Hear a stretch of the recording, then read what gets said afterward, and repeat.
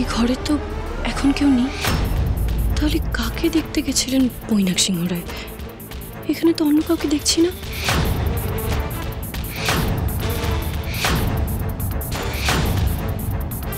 অনি ম্যাডামরা এখন এলো না কেন?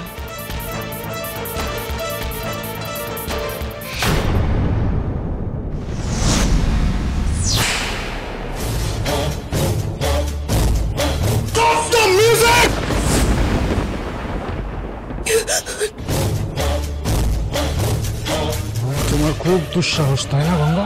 সেবারের মতন আবার তুমি ছদ্মবেশে এসেছো আমাকে ঠকাতে। ওইবার আমার খুব রাগ হয়েছিল, কিন্তু কিচ্ছু বলিনি, ছেড়ে দিয়েছি। কিন্তু এবার ছাড়বো না তোমাকে। তোমার দুঃসাহসের দিন আজ এখানে এই মুহূর্তে শেষ।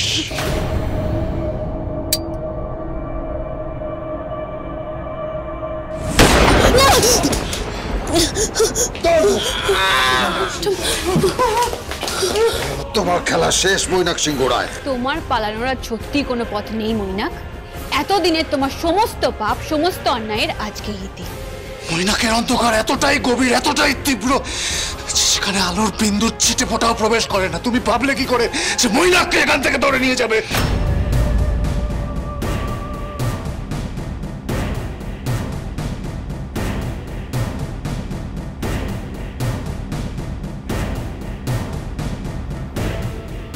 আপনি নিজের অহংকার দম্ভে এতটাই মগ্ন হয়ে গেছিলেন যে বুঝতে পারেননি রাতের অন্ধকার পেরিয়ে দিনের আলো একদিন ঢুকে আসবেই। আর দেখুন, ভোরের আলোর সাথে সাথে ন্যায়ের আলোয় আপনার এই অন্ধকার পাপের ডেরা কি সুন্দর আলোকিত হয়ে গেছে। এবার এটা কি করে হলো সেটা গড়াদের ওপারে বসে ভেবো, সারা জীবন সময় পাবে। বীর, নিয়ে যাও এদের সবাইকে। Yes madam. এবার তাহলে যাওয়া যাক মৈনাক সিংহ রায়। চল চল।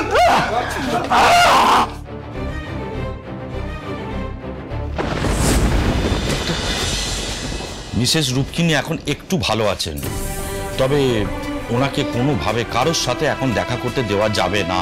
প্লিজ আপনারাও একটু কোঅপারেট করুন। Excuse me. কি করে সামলাবো? বাবা কি করবো, নিজেকে একটু সামলা। ডক্টর তো বলে গেলেন আগের থেকে একটু বেটার আছে রূপমিনী।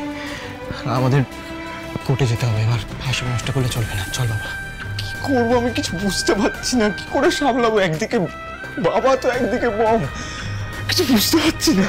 রুক্মিণী ম্যামের কাছে আমি থাকবো, কথা দিচ্ছি যে 1 সেকেন্ডের জন্য আমি এখান থেকে সরবো না। তাই আমার উপর একটু ভরসা করো। আর তুমি যাও আয়ুষ, আজকে স্যারের কাছে যাওয়াটা তোমার বেশি দরকার। থ্যাংক ইউ ভাই। চল আয়ুষ, চল চল। হ্যাঁ চল।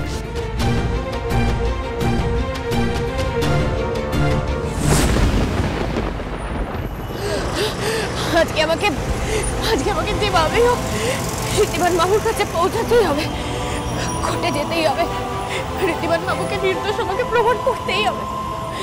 আমি বিনা কারণে ওনাকে শাস্তি পেতে দেব না, কিছুতেই ওনাকে বিনা কারণে শাস্তি পেতে দেব না। আমি সব সত্যি আমি আজকে বলবো, সব সত্যি বলবো আজকে আমি ওনাকে। উনি বিনা কারণে শাস্তি পেতে পারেন না।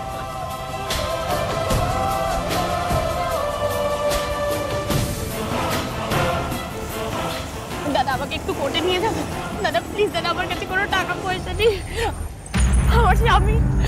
আমার স্বামীকে আমি নির্দোষ প্রমাণ করতে পারবো না দাদা।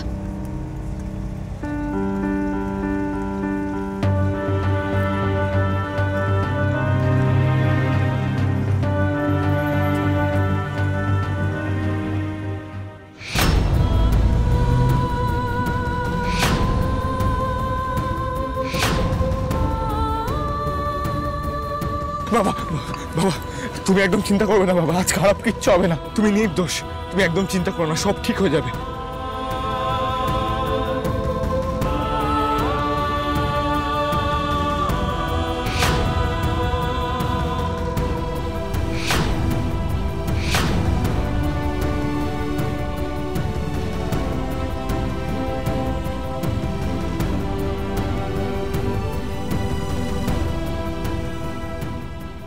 ঋদ্ধিমান বাবু,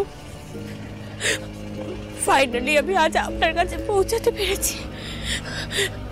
আপনি কোনো চিন্তা করবেন না, আজ আমি সবার কাছে সব সত্যিটা বলে দেব। আপনাকে আজ নির্দোষ প্রমাণ করেই ছাড়বো আমি। তারপর আজ আমরা একসাথে বাড়ি যাব।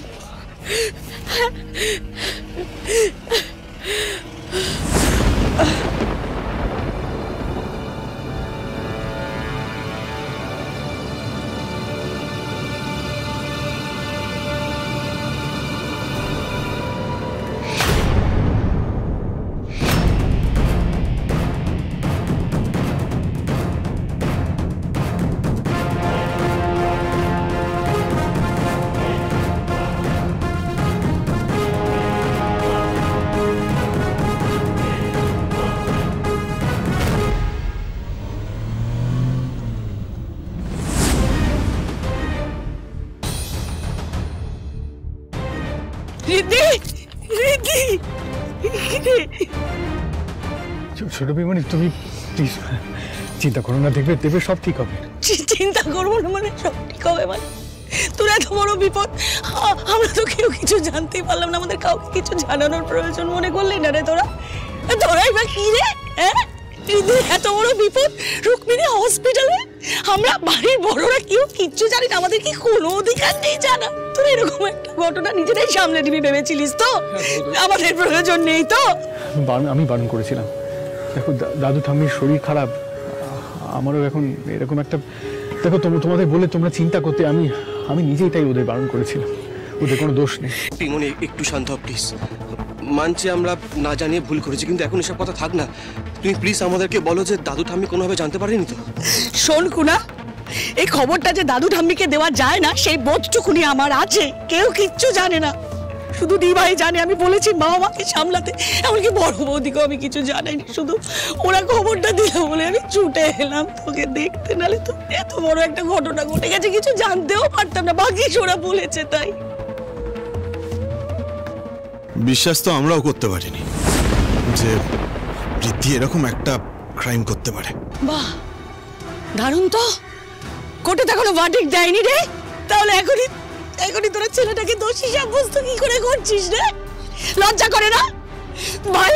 খুনের দায় কোর্টে উঠছে আর বড় বউ মিলে বাড়িতে পায়ের ওপর পা তুলে বসে আছি। কি করতাম আমরা? কি এক্সপেক্ট করো আমাদের থেকে? না নেই, তোদের থেকে সত্যি আমার কোনো এক্সপেকটেশন নেই। তোরা এরকমই করবি আমি জানতাম, কিন্তু তোরা কেন কিছু জানালি না রে? কেন কিছু বললি না আমাদের?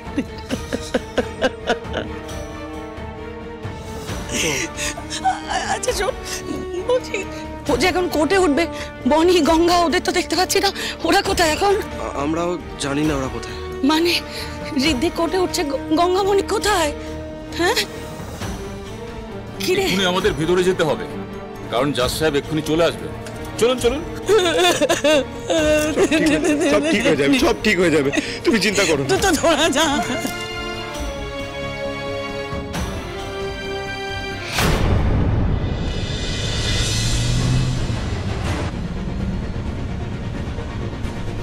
বলছি দাদা, একটু তাড়াতাড়ি চলুন প্লিজ, আমাদের হাতে বেশি সময় নেই।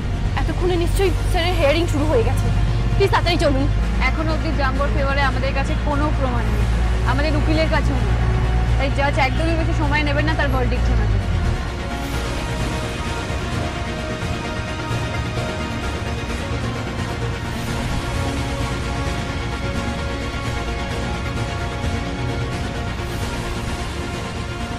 গাড়িটা একটু ফাস্ট চালাও প্লিজ।